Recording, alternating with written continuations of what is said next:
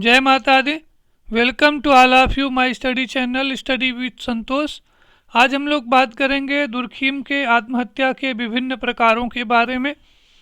आज का topic MA समाजशास्त्र के साथ साथ समाजशास्त्र विषय से पीजीटी, यूजीसी नेट और असिस्टेंट प्रोफेसर की तैयारी कर रहे परीक्षार्थियों के लिए भी विशेष रूप से उपयोगी है। आज के इस टॉपिक पर चर्चा करने से पहले हम चाहेंगे कि आप अपने साथ एक कॉपी और पेन भी रख लें, जिससे जो भी जरूरी जानकारी आपको लगे उसे साथ साथ नोट करते चलें। तो आइए हम लोग शुरू करते हैं और जानते हैं कि दुर्खीम ने आत्महत्या के विभिन्न कितने प्रकारों का उल्लेख किया है। जैसा कि इसके पहले वाले वीडियो में हमने आपको बताया था कि दुर्खीम ने आत्महत्या के मनोवैज्ञानिक, जैविकी तथा भौगोलिक कारणों को अस्वीकार करते हुए यह निष्कर्ष दिया था कि आत्महत्या एक व्यक्तिगत घटना नहीं है, बल्कि यह एक सामाजिक घटना है। वास्तव में मनोवैज्ञानिक या जैविकी दशाएं अपनी प्रकृति से वैयक्तिक होती हैं। इस कारण से आत्महत्या की विवेचना, उनके आधार पर आत्महत्या की विवेचना नहीं की जा सकती है। दुर्खीम के शब्दों में सामाजिक पर्यावरण की कुछ दशाओं का आत्महत्या के साथ प्रत्यक्ष और अस्थायी संबंध होता है, और उन्होंने पूरी दुनिया में जो आत्महत्या के बारे में जो व्यापक अध्ययन किया था, सर्वेक्षण किया था, उस सर्वेक्षण के आधार पर ये बताने का प्रयास किया कि सामाजिक पर्यावरण की दशाओं से आत्महत्या का प्रत्यक्ष संबंध होता है। यानी आत्महत्या जो है वो सामूहिक चेतना से घनिष्ठ रूप से संबंधित होती हैं। दुर्खीम का ये कहना है कि सामूहिक चेतना की कुछ विशेष दशाओं में व्यक्तियों को आत्महत्या करने की प्रेरणा मिलती है। यानी उनका कहने का आशय, जो आत्महत्या के विभिन्न प्रकारों का जो उन्होंने उल्लेख किया है, उन विभिन्न प्रकारों को उन्होंने सामूहिक चेतना का व्यक्ति के ऊपर जो पड़ने वाला प्रभाव है, उन प्रभावों के आधार पर उन्होंने आत्महत्या के विभिन्न प्रकारों का उल्लेख किया है। दुर्खीम ने अपने अध्ययन से यह प्रमाणित करने का प्रयास किया है कि विभिन्न समाजों में आत्महत्या की जो प्रवृत्ति है, उसकी जो दर है, उसकी व्याख्या केवल और केवल समाजशास्त्रीय अध्ययन के आधार पर ही प्रस्तुत की जा सकती है। उनका ये कहना है कि यदि आंकड़ों के आधार पर ये पता चलता है, ये स्पष्ट होता है कि पुरुषों की तुलना में स्त्रियां कम आत्महत्याएं करती हैं, तो इसका कारण यह नहीं है कि जैविकी आधार पर पुरुषों में आत्महत्या करने की प्रवृत्ति अधिक होती है, बल्कि इसका वास्तविक कारण यह है कि पुरुषों की तुलना में स्त्रियों द्वारा जो सामूहिक जीवन में जो सहभागिता है वो कम की जाती है, जिसके कारण से उन्हें जो सामाजिक जीवन की, सामूहिक जीवन की जो अच्छी बुरी दशाएं हैं वो पुरुषों की तुलना में कम प्रभावित कर पाती हैं। इस कारण से पुरुषों की तुलना में स्त्रियों में जो आत्महत्या करने की जो दर होती है वो कम होती है। तो कुल मिलाकर के दुर्खीम ने जो आत्महत्या का जो अपना सिद्धांत प्रस्तुत किया है, उस सिद्धांत में उन्होंने आत्महत्या और सामूहिक चेतना से के बीच में जो संबंध है, उस संबंध को स्पष्ट करने का प्रयास किया है, और उसी आधार पर उन्होंने ये बताया है कि समाज के नैतिक संगठन से उत्पन्न होने वाली दशाएं ही आत्महत्या के लिए अनुकूल अथवा प्रतिकूल वातावरण उत्पन्न करती हैं, जो कि व्यक्ति को आत्महत्या से दूर रखने अथवा उसे आत्महत्या करने के लिए बाध्य करती हैं। यानी दुर्खीम ने ये बताने का प्रयास किया कि जो किसी भी समाज का जो नैतिक संगठन है, वहाँ का जो सामूहिक चेतना की जो प्रकृति है, उसकी जो विशेषता है, उसके आधार पर ही हम आत्महत्या की घटना की सही व्याख्या कर सकते हैं। उनका कहना है कि साधारणतया जब कोई व्यक्ति आत्महत्या करता है, तब आरंभ में लोग उसका अध्ययन मरने वाले व्यक्ति के व्यक्तिगत स्वभाव के आधार पर जोड़ने का प्रयत्न करते हैं, लेकिन यदि हम गहराई में जाकर के आत्महत्या के कारणों का विश्लेषण करें, तो हमें ये पता चलेगा कि समाज के नैतिक संगठन से उत्पन्न होने वाली दशाएं ही व्यक्ति को आत्महत्या करने के लिए एक तरह का माहौल उत्पन्न करती हैं, उसके ऊपर एक तरह से ऐसी शक्ति का दबाव उत्पन्न करती हैं जिसके कारण से व्यक्ति जो है वो आत्महत्या करने के लिए प्रेरित होता है। एक उदाहरण के माध्यम से अगर आप इसको समझना चाहें तो दुर्खीम ने लिखा है कि यदि कोई व्यक्ति अपने जीवन को बहुत दुखी मानते हुए आत्महत्या करता है तो इसका कारण यह नहीं है कि दुख उसकी जीव रचना के अंदर विद्यमान है, बल्कि इसका जो वास्तविक कारण है वो यह है कि व्यक्ति दुखी इसलिए होता है कि अनेक बाहरी परिस्थितियां उसके जीवन को दुखी बना देती हैं। तो यानी जो सामाजिक दशाओं का या जो सामाजिक संगठन का से जो उत्पन्न होने वाला जो एक विशेष प्रकार का जो दबाव है, वो दबाव ही आत्महत्या करने का वास्तविक कारण है। तो इस तरह से दुर्खीम ने आत्महत्या के सिद्धांत के अंतर्गत समाज के नैतिक संगठन से उत्पन्न होने वाली जो विभिन्न प्रकार की दशाएं हैं, उन दशाओं का व्यक्ति के ऊपर जो पड़ने वाला जो प्रभाव है, उन प्रभावों के आधार पर उन्होंने आत्महत्या की प्रकृति की व्याख्या की है। उनका ये कहना है, यहाँ पर आपको ये ध्यान रखना जरूरी है, उनके यानी इसके पहले जो आप चर्चा में समझ चुके हैं कि उन्होंने विभिन्न समाजों में सामूहिक चेतना की या जो समाज के नैतिक संगठन से जो उत्पन्न होने वाली जो विभिन्न प्रकार की दशाएं जो कि व्यक्ति के लिए आत्महत्या के लिए अनुकूल अथवा प्रतिकूल वातावरण उत्पन्न करती हैं, उनको ही मुख्य कारण नहीं माना है। उनका कहना है कि समाज के नैतिक संगठन का दबाव यानी दबाव की जो मात्रा है वही आत्महत्या करने का एकमात्र कारण नहीं होता है। कभी कभी व्यक्ति जो है वो आत्महत्या इस कारण से भी करता है कि जो सामूहिक चेतना का जो प्रभाव है वो उसका जो दबाव है वो घट जाता है, तो ऐसी कंडीशन में भी लोग आत्महत्या करते हैं। यानी दुर्खीम का ये मानना है कि समाज के नैतिक संगठन के दबाव की मात्रा ही आत्महत्या का एकमात्र कारण नहीं होता है। कभी कभी सामूहिक चेतना का घटता हुआ प्रभाव भी आत्महत्या करने का प्रमुख कारण होता है। यानी ऐसी कंडीशन में जब सामाजिक एकता का प्रभाव जो है वो व्यक्ति के ऊपर घट जाता है, उसका दबाव कम हो जाता है, तो इस चीज़ को दुर्खीम ने एक व्याधि की दशा के रूप में माना है। उनका कहना है कि समाज में ऐसी स्थिति उत्पन्न होने पर जब समाज के आदर्श नियमों और परंपराओं का प्रभाव कम होने लगता है, व्यक्ति के ऊपर जो दबाव है, नैतिकता का जो बंधन है वो कमज़ोर होने लगता है, तो ऐसी स्थिति में व्यक्ति का लोगों के साथ जो संबंध होता है उसमें घनिष्ठता नहीं रह जाती है और व्यक्ति स्वयं को अकेला समझने लगता है। और ये अकेलेपन की भावना जब असहनीय हो जाती है तब व्यक्ति अपने जीवन को अनुपयोगी मान करके, अपने जीवन को अनुपयोगी समझ करके व्यक्ति आत्महत्या की ओर प्रवृत्त होता है या उन्मुख होता है। तो इस तरह से दुर्खीम ने आत्महत्या को एक व्याधि की दशा के रूप में परिभाषित किया है, स्पष्ट किया है, जिसके परिणाम को जानते हुए भी व्यक्ति इससे बच नहीं पाता है। तो इस तरह से इमाइल दुर्खीम ने दुनिया भर से जो आत्महत्या के बारे में जो व्यापक आंकड़े एकत्रित किए हैं, उन आंकड़ों से जो प्राप्त होने वाले जो निष्कर्ष हैं उनके आधार पर उन्होंने आत्महत्या को एक सामाजिक तथ्य के रूप में स्पष्ट किया है। उन्होंने व्यक्ति पर, समाज पर पड़ने वाले प्रभावों के आधार पर आत्महत्या के विभिन्न प्रकारों का उल्लेख किया है। यानी दुर्खीम ने जो अपना जो आत्महत्या का जो वर्गीकरण किया है, उस वर्गीकरण में उन्होंने व्यक्ति पर समाज के जो विभिन्न तरह के जो प्रभाव हैं, उन विभिन्न तरह के प्रभावों के आधार पर ही आत्महत्या के भिन्न भिन्न प्रकारों का उल्लेख किया है। उनका ये मानना है कि सभी तरह की आत्महत्याओं को मोटे तौर पर मुख्य रूप से 3 भागों में विभाजित किया जा सकता है, 3 भागों में बांटा जा सकता है। यानी इमाइल दुर्खीम ने आत्महत्या के मुख्य रूप से 3 प्रकार बताए हैं, जिसमें से पहला है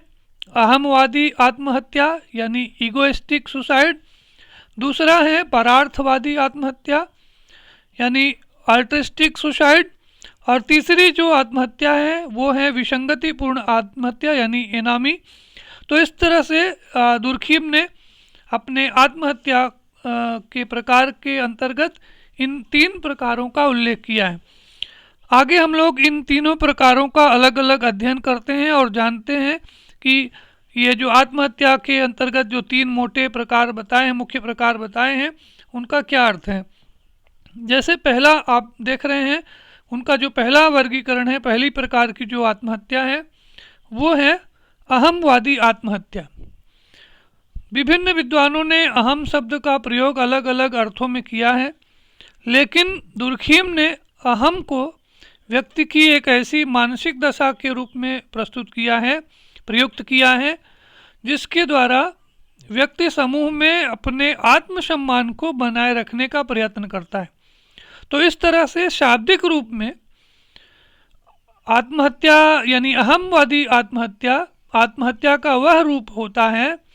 जिसमें एक व्यक्ति अपने आत्मसम्मान को ठेस पहुंचने वाली सामाजिक दशाओं के प्रभाव से आत्महत्या का रास्ता अपनाता है। यानी दूसरे शब्दों में अगर हम कहें तो आत्महत्या का ऐसा तरीका, ऐसा स्वरूप जिसमें व्यक्ति अपने आत्मसम्मान को, अपने मान सम्मान को बचाए रखने के लिए, बनाए रखने के लिए आत्महत्या का रास्ता चुनता है, अपने जीवन को समाप्त करने की कोशिश करता है। तो इस प्रकार की आत्महत्या को हम अहमवादी आत्महत्या कहते हैं। यानी जो अहमवादी आत्महत्या है, इसमें व्यक्ति समूह से अपना समुचित समाजीकरण या समुचित एकीकरण नहीं हो पाने की स्थिति में अपने जीवन को समाप्त करने का प्रयत्न करता है। अगर हम लोग दुर्खीम के शब्दों की बात करें तो दुर्खीम के अनुसार अहमवादी आत्महत्या समूह के व्यक्ति के एकीकरण के अभाव का परिणाम है। दुर्खीम ने स्पष्ट किया है कि प्रत्येक व्यक्ति का अपने धर्म, अपने परिवार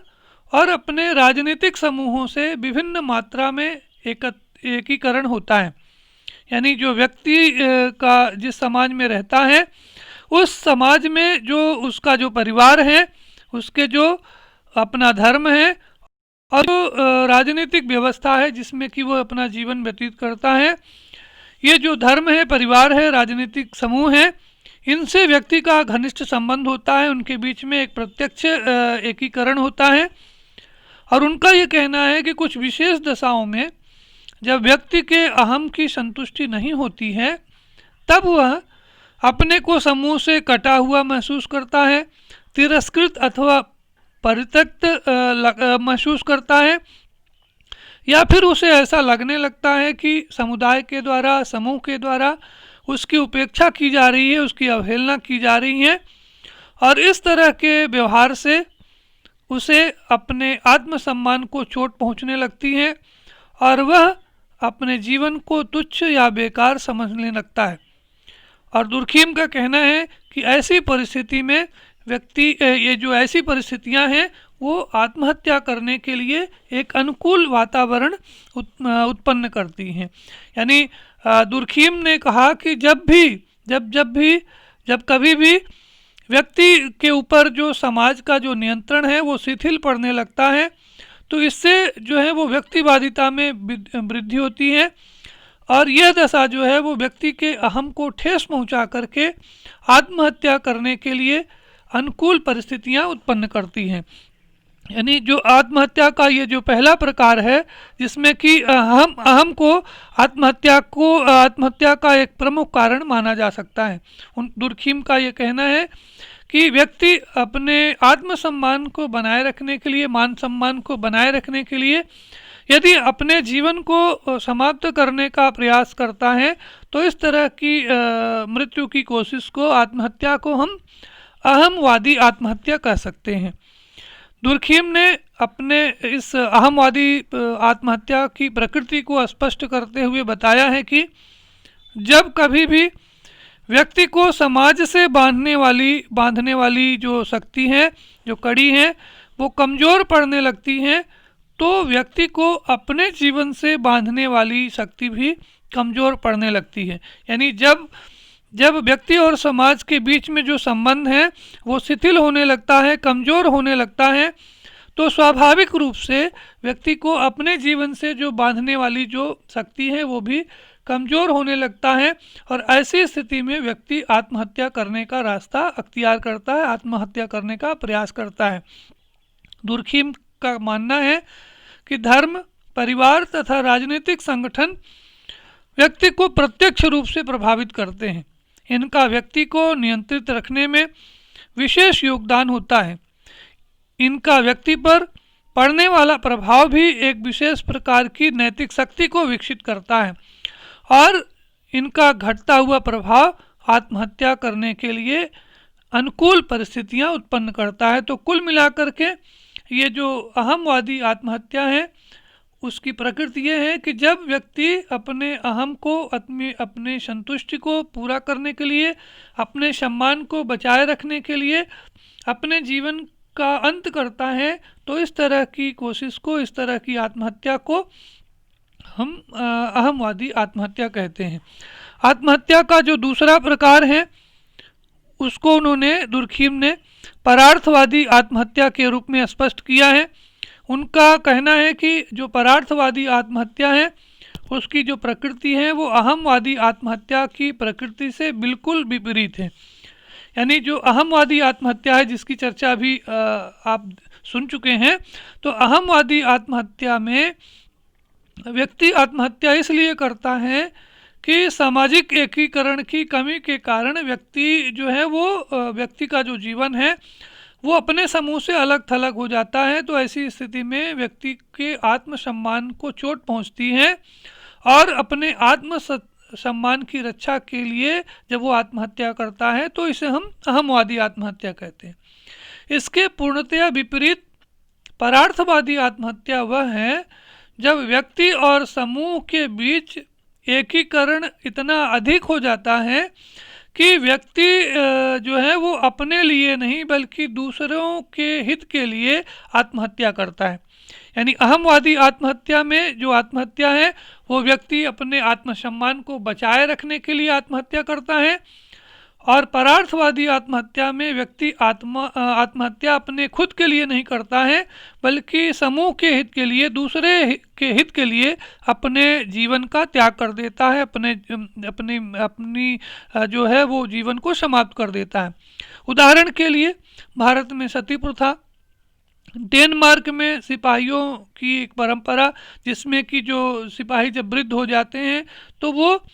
अपने जो है वो एक किसी ऊंची पहाड़ी से कूद करके अपने जीवन को समाप्त कर लेते हैं। या फिर जो जनजातियों में अपने स्वामी या मुखिया की मृत्यु के बाद उनके अनुयायियों या सेवकों के द्वारा भी मृत्यु का वरण कर लेना, या इसी तरह से जापान की सेमुराई जनजाति में एक हाराकारी की प्रथा है जिसमें जो जब कोई योद्धा है वो युद्ध में पराजित हो जाता है तो पकड़े जाने की अपेक्षा वे अपने जीवन को समाप्त कर लेना उचित समझते हैं। तो इस तरह से परार्थवादी आत्महत्या जो है वो एक तरह की ऐसी आत्महत्या होती है जब समाज में व्यक्ति और समाज के बीच में जो घनिष्ठता है, उसके बीच में जो एकीकरण है, उसकी मात्रा इतनी अधिक हो जाती है कि व्यक्ति जो है वो अपनी इच्छा अनिच्छा, हित अनहित, रुचि अरुचि पर ध्यान दिए बिना समूह के हित को पूरा करने के लिए अपने प्राणों की बाजी लगा देता है। तो इस तरह से परार्थवादी आत्महत्या के अंतर्गत समूह के हित के लिए व्यक्ति जो समूह का जो हित है वो व्यक्ति के लिए सबसे महत्वपूर्ण होता है, और उस हित को प्राप्त करने के लिए, उसको पूरा करने के लिए व्यक्ति अपने जीवन का बलिदान कर देता है, त्याग कर देता है। दुर्खीम का ये मानना है कि परार्थवादी आत्महत्या का संबंध एक ऐसे सामाजिक लक्ष्य से होता है जिसे व्यक्ति अपने जीवन को प्राप्त करके ही जीवन को समाप्त करके ही प्राप्त कर सकता है। यानी परार्थवादी आत्महत्या एक तरह से एक ऐसे सामाजिक लक्ष्य से संबंधित होती है जिसे वास्तव में तब तक प्राप्त नहीं किया जा सकता है जब तक आप अपने जीवन को समाप्त नहीं कर देते हैं। तो इस तरह से जो परार्थवादी आत्महत्या है वो एक ऐसी आत्महत्या का एक ऐसा स्वरूप है जिसमें अपने लिए नहीं बल्कि समूह के लिए, समाज के लिए व्यक्ति अपने जीवन को समाप्त कर देता है। आत्महत्या परार्थवादी आत्महत्या की प्रकृति को स्पष्ट करने के लिए इमाल दुर्खिम ने परार्थवादी आत्महत्या को मुख्य रूप से 3 भागों में विभाजित किया है, जिसमें से पहला है कर्तव्य प्रधान परार्थवादी आत्महत्या, दूसरे को उन्होंने ऐच्छिक परार्थवादी आत्महत्या और तीसरे को उन्होंने उग्र परार्थवादी आत्महत्या के रूप में स्पष्ट किया है। कर्तव्य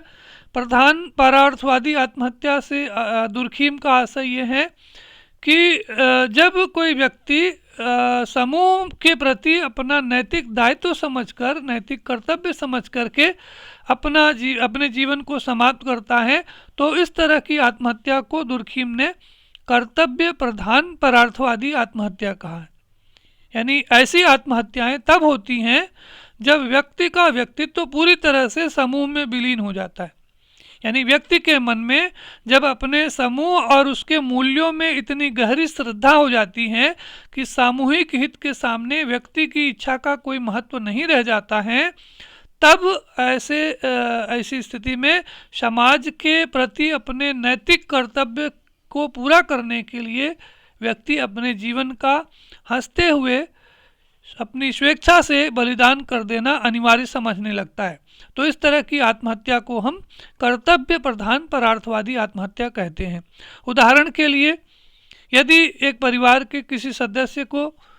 कोई गंभीर बीमारी हो और उस गंभीर बीमारी करने के कारण उसको लग रहा है कि उससे उसका जो संपूर्ण परिवार है, उसका जो जीवन है वो कष्टपूर्ण व्यतीत हो रहा है, और वो परिवार के हित को देखते हुए यदि वह व्यक्ति अपनी जीवन को समाप्त कर लेता है, आत्महत्या कर लेता है, तो इस तरह की आत्महत्या को हम कर्तव्य प्रधान परार्थवादी आत्महत्या कहेंगे। यानी कर्तव्य प्रधान परार्थवादी आत्महत्या से आशय ये है कि समूह के प्रति नैतिक कर्तव्य मानकर की जाने वाली जो आत्महत्या है वो कर्तव्य प्रधान परार्थवादी आत्महत्या है। दूसरा जो प्रकार है परार्थवादी आत्महत्या का वो है ऐच्छिक परार्थवादी आत्महत्या। ये जो है वो पहले प्रकार की आत्महत्या से थोड़ा सा भिन्न है। ऐच्छिक परार्थवादी आत्महत्या व्यक्ति पूरी तरह से अपनी स्वेच्छा से करता है, और वो इसलिए करता है जिससे कि समाज में उसे एक विशेष सम्मान प्राप्त हो सके। यानी जब कोई व्यक्ति समूह में या समाज में एक विशेष सम्मान प्राप्त करने की इच्छा से अपने जीवन का बलिदान करता है, त्याग करता है, आत्म बलिदान करता है, तो ऐसी आत्महत्या को दुर्खिम ने ऐच्छिक परार्थवादी आत्महत्या के रूप में परिभाषित किया है। जैसे जो आतंकवादियों का जो आत्मघाती दस्ता है उसके द्वारा जो अपने जीवन का बलिदान किया जाता है, त्याग किया जाता है, वो कुछ इसी तरह की आत्महत्या का उदाहरण है, जिसमें उस व्यक्ति को इस तरह से प्रेरित किया जाता है, इस तरह से उसके अंदर भावनाएं भर दी जाती हैं कि जिससे कि उस अपने आत्मघात के द्वारा, आत्म बलिदान के द्वारा उसे कोई जन्नत या उसे कोई समाज में बड़ा ऊंचा दर्जा या मान सम्मान मिल जाता है या प्राप्त होता है। तो ऐसे ये जो कर्तव्य प्रधान परार्थवादी आत्महत्या है वो समूह के प्रति अपने नैतिक कर्तव्य को मान करके की जाती हैं, जबकि ऐच्छिक परार्थवादी जो आत्महत्या है वो समाज में किसी विशेष सम्मान को प्राप्त करने की इच्छा से व्यक्ति स्वयं अपने जीवन का त्याग करता है, बलिदान करता है। तीसरा जो प्रकार है परार्थवादी आत्महत्या का वो है उग्र परार्थवादी आत्महत्या। इसके बारे में दुर्खिम ने बताया है कि ये जो आत्महत्या का जो प्रकार है इसमें व्यक्ति पर न तो समाज का कोई नैतिक दबाव होता है और न ही वह समाज में किसी तरह का सम्मान प्राप्त करने के लिए अपने जीवन को त्याग करता है, बल्कि उग्र परार्थवादी आत्महत्या व्यक्ति इसलिए करता है जिससे वह जीवन के किसी उच्चतर लक्ष्य को प्राप्त कर सके। बहुत सारी संस्कृतियों में, बहुत सारे समूहों में, समुदायों में इस तरह की एक व्यवस्था होती है। कुछ उनके जो उच्चतर सामाजिक सांस्कृतिक लक्ष्य होते हैं, उन लक्ष्यों की प्राप्ति के लिए बहुत सारे लोग जो हैं अपने जीवन को आत्म बलिदान करते हैं, अपनी आत्महत्या कर लेते हैं। और उनकी संस्कृति में इस तरह की आत्महत्या को एक प्रशंसनीय कार्य के रूप में देखा जाता है। तो उग्र परार्थवादी आत्महत्या के अंतर्गत ये आपको ध्यान रखना है कि जब व्यक्ति जीवन के किसी उच्चतर लक्ष्य को हासिल करने के लिए, प्राप्त करने के लिए आत्महत्या करता है, तो ऐसी आत्महत्या को हम उग्र परार्थवादी आत्महत्या कहते हैं। यानी कर्तव्य प्रधान परार्थवादी आत्महत्या व्यक्ति इसलिए करता है क्योंकि व्यक्ति जो है वो समूह के प्रति अपना नैतिक कर्तव्य मानते हुए अपने जीवन का बलिदान करना उचित समझता है। ऐच्छिक परार्थवादी आत्महत्या में व्यक्ति समूह और समाज में एक विशेष सम्मान प्राप्त करने की इच्छा से आत्महत्या करता है।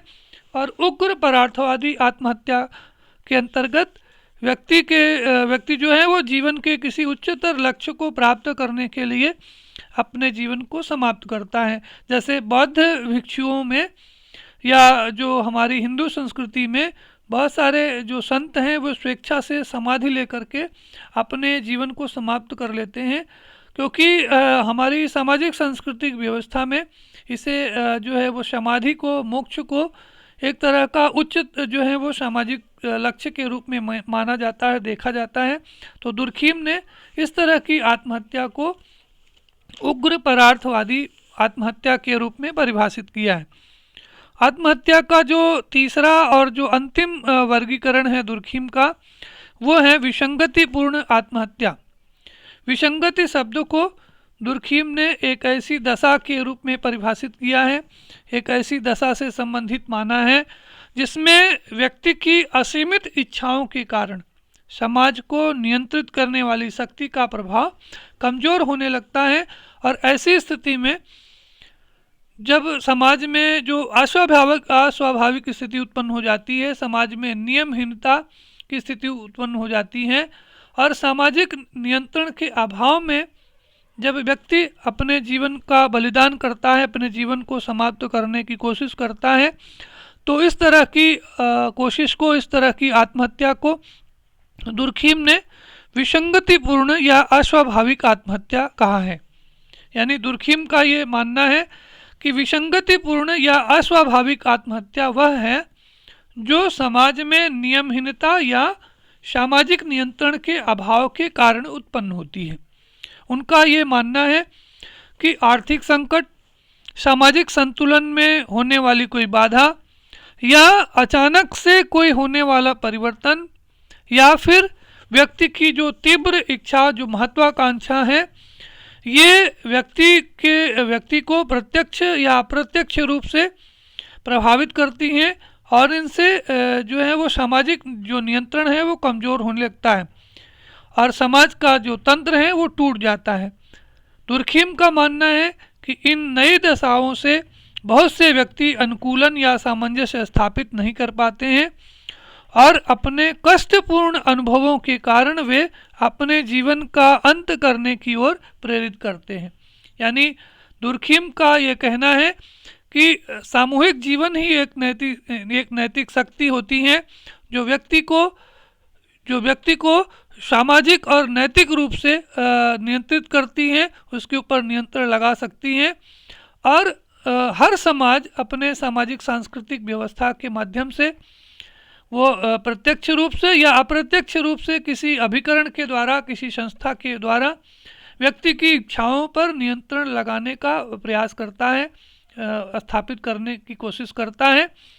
लेकिन कभी कभी समाज में कुछ ऐसी परिस्थितियां उत्पन्न हो जाती हैं,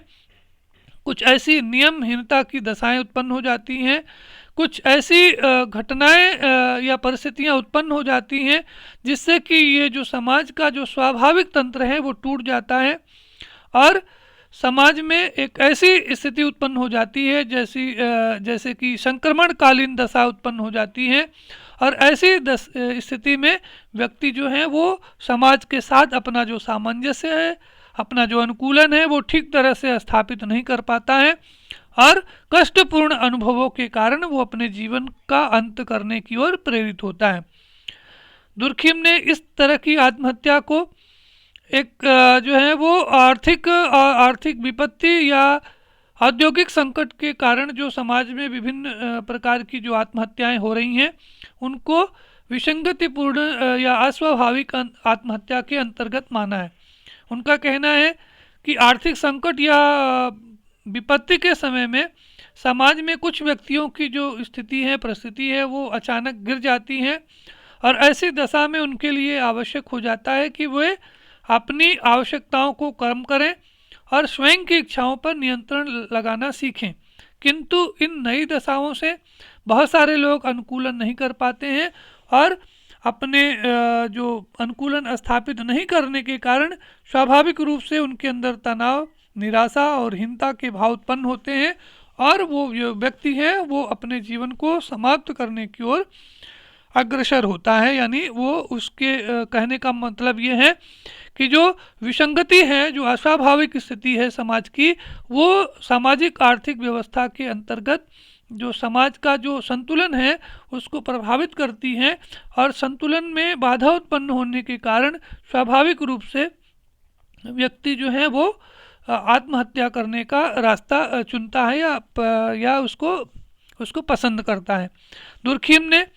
आधुनिक समाजों में आर्थिक प्रगति, संविदात्मक संबंधों ने व्यक्ति को सभी नियमों से मुक्त कर दिया है। यानी उनका ये कहना है कि जो आधुनिक जो पूंजीवादी समाज है इसमें आर्थिक प्रगति और संविदात्मक संबंधों को महत्वपूर्ण माना जाता है और ये जो है वो व्यक्ति को सभी तरह के नियमों से, बंधनों से मुक्त कर देते हैं। यानी उनके ऊपर ऐसा कोई नैतिक दबाव नहीं रह जाता है जो उन्हें नियंत्रित कर सके और ऐसी दशाओं में व्यक्ति के ऊपर जब किसी प्रकार का कोई दबाव नहीं रह जाता है, कोई नियंत्रण नहीं रह जाता है, वो स्वच्छंद हो जाता है, तब इन दशाओं में व्यक्ति द्वारा जो की जाने वाली आत्महत्या है उसे हम विसंगतिपूर्ण आत्महत्या कह सकते हैं, क्योंकि ये जो आत्महत्या है वो समाज में नियमहीनता या सामाजिक नियंत्रण की कमी के कारण आत्महत्या होती है। दुर्खिम ने जो अपने निष्कर्ष में अपने विसंगतिपूर्ण आत्महत्या के अंतर्गत ये बताने का प्रयास किया है कि आर्थिक प्रगति ने वर्तमान औद्योगिक संबंधों के सभी नियमों को प्रभावित किया है। आज हमारे ऊपर धर्म की शक्ति लगभग समाप्त हो चुकी है। सरकार जो है वो हमारे आर्थिक जीवन को नियंत्रित करने की जगह स्वयं को आर्थिक शक्तियों के अधीन कर चुकी है और ऊपर से नीचे तक भौतिकवादी व्यवहार इतने प्रबल हो गए हैं कि जीवन के जो अंतिम लक्ष्य हैं वो धूमिल पड़ रहे हैं और ऐसा प्रतीत होता है कि जल्दी ही इस व्यवस्था में सुधार नहीं किया गया तो हम जो है वो अपने जो सामाजिक सांस्कृतिक जो लक्ष्य हैं उनसे बहुत दूर जा चुके होंगे। तो इस तरह से जो समाज में एक तरह की जो अस्वाभाविक और नियमहीनता की जो स्थिति उत्पन्न होती है वो जो है वो समाज के नैतिक एकीकरण की शक्ति को कमज़ोर करती हैं और ऐसी स्थिति में सामाजिक नियंत्रण के अभाव के कारण, समाज में नियमहीनता के कारण व्यक्ति का जो आपसी जो संबंध है, व्यक्ति के ऊपर जो व्यक्ति और समाज के साथ जो जोड़ने वाली जो कड़ी है वो कमज़ोर होती है, टूट जाती है और स्वाभाविक रूप से व्यक्ति आत्महत्या को अपना लेता है। तो इस तरह से इमाल दुर्खिम ने आत्महत्या के इन 3 प्रकारों के द्वारा ये बताने का प्रयास किया है कि आत्महत्या का सामाजिक दशाओं से प्रत्यक्ष संबंध होता है और सामाजिक दशाओं का जो बदलता हुआ जो स्वरूप है वो आत्महत्या के विभिन्न प्रकारों के रूप में देखा जा सकता है। यानी उन्होंने अपने अध्ययन के द्वारा ये प्रमाणित करने का प्रयास किया है कि आत्महत्या एक सामाजिक तथ्य है तथा इसका सामूहिक चेतना के विभिन्न स्वरूपों से एक प्रत्यक्ष और घनिष्ठ संबंध होता है। तो आशा है कि आज के इस वीडियो के माध्यम से आप हिमाल दुर्खिम के आत्महत्या के वर्गीकरण से परिचित हो चुके होंगे, समझ चुके होंगे। अंत में, अगर आपने अभी तक हमारे इस चैनल को सब्सक्राइब नहीं किया है तो चैनल को सब्सक्राइब करें और अपने मित्रों के बीच में इसे शेयर करें, और जो घंटी वाला जो आइकन है उसे पुश करना, उसे टच करना ना भूलें, जिससे कि जो हमारे जो लेटेस्ट वीडियो हैं वो आप तक पहुंचते रहें।